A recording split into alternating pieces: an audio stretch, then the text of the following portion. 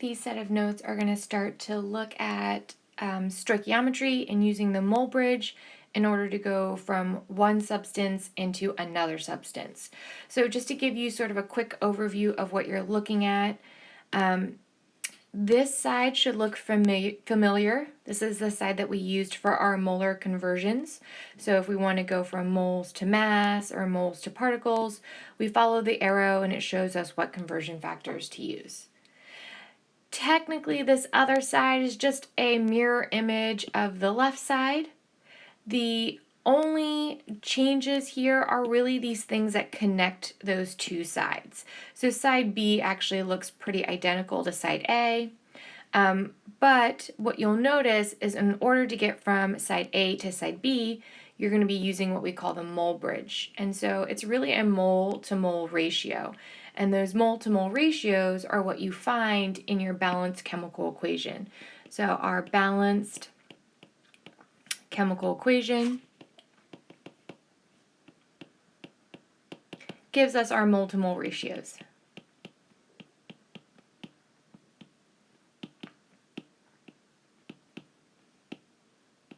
It's sort of like that recipe that we were using for the s'mores lab. It gives us our relationship from one substance in the chemical equation to another substance in that chemical equation.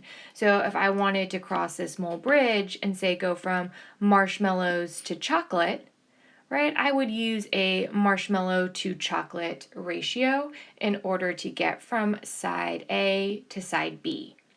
Now, technically, that ratio can also be used from particle to particle and from volume to volume. And we'll talk about this volume to volume one later on.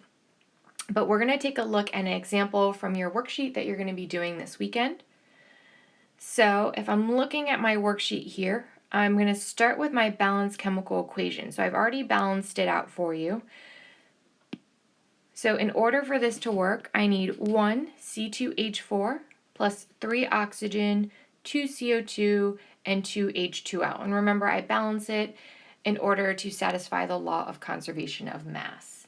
So what I'm going to do here is I'm going to look at first sort of identifying my multiple ratios just so that you're familiar with looking at them.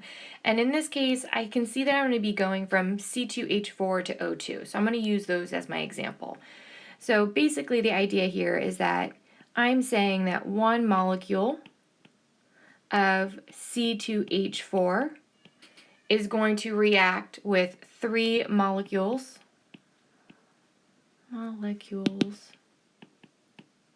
of O2. This is also, I could also say, because it's all a ratio, is that 1 mole of C2H4 is equivalent or will react with 3 moles of O2. Okay, so now that we know what the ratio is from C2H4 to O2 by looking at our balanced chemical equation, now we can use that information in order to talk about the relationship between how much C2H4 I have and how much O2 I will then need. So I'm going to go ahead and I'm just going to delete this top one that says molecules. And I'm going to move this ratio up here because that's the ratio I'm going to be using in my problem.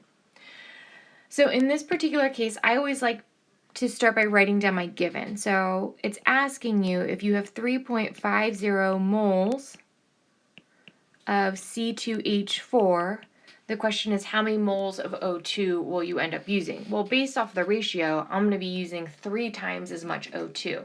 But just like in the s'mores lab, I need to be able to show my work.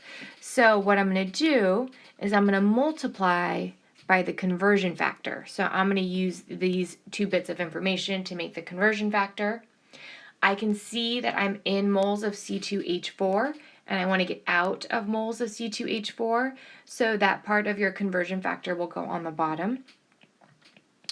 So it's 1 mole of C2H4 for every 3 moles of O2.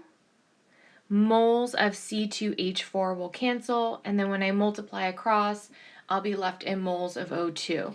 And just like I suspected, it was 3 times as much O2 because that is what the recipe is. All right, so then we're going to do our next problem. And the next question is asking, calculate the moles of CO2 that's produced. So again, I'm going to look at my conversion factor. And I'm starting with 3.50 moles of C2H4. But this time I'm going to be using a different conversion factor. So I'm going to be looking at the relationship between C2H4, which is right here. So 1 mole of C2H4 is used in order to make 2 moles of CO2. So for every 1 C2H4, I make 2 CO2s. So that's my conversion factor. So if I start with 3.50 moles of C2H4, well, I'm going to make twice as much CO2. But again, I got to show my work, just like in the stoichiometry lab. So I'm going to use my conversion factor. I want to get out of moles of C2H4, so that's the one that's going to go on the bottom, so that these then cancel. And then moles of CO2 will go on top. And then I will multiply out.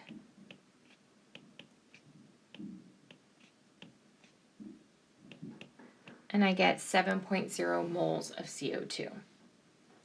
All right, so we're going to do one more problem, and let's just pretend that what if I asked you how many grams of CO2 I then make? So again, we can see that we've made 7 moles of CO2. But if I want to start all the way at the beginning, I can start with my given. So I can start with either this number or this number. It doesn't really matter. So I'm just going to start from the very beginning. And my first step would be to get into moles of CO2. So in order to figure out how many grams of CO2, if I'm starting in moles of one substance, I need to get over to moles of my other substance. So I got to cross that mole bridge. So I got to use my mole to mole ratio, which is what we've been doing. And then I got to take that additional step and go to grams, right? So I have to go from mole A to mole B to grams of substance B. So in this case, you can see that it's going to be 1, 2 conversion factors. So down here, I'm going to start with my 3.50 moles of C2H4. I'm going to cross my mole bridge, and I see that my relationship is still up here. So it's 1 mole of C2H4 for every 2 moles of CO2.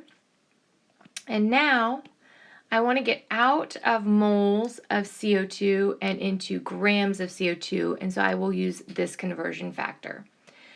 And so I know that every 1 mole of CO2 weighs some amount of grams. So let's see, carbon is 12.00 grams, oxygen is 16 grams.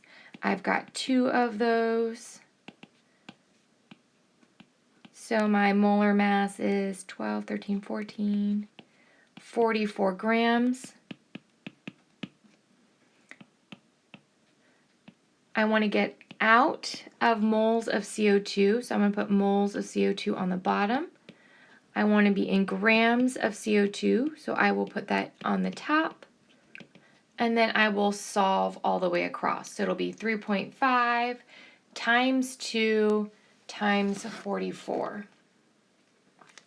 So if I put that in my calculator, let's see, I get 308 grams of CO2. So that's generally how you're going to be solving these stoichiometry problems. These are technically stoichiometry problems because of that mole to mole conversion, because you are showing the relationship from one substance to another substance in that chemical equation.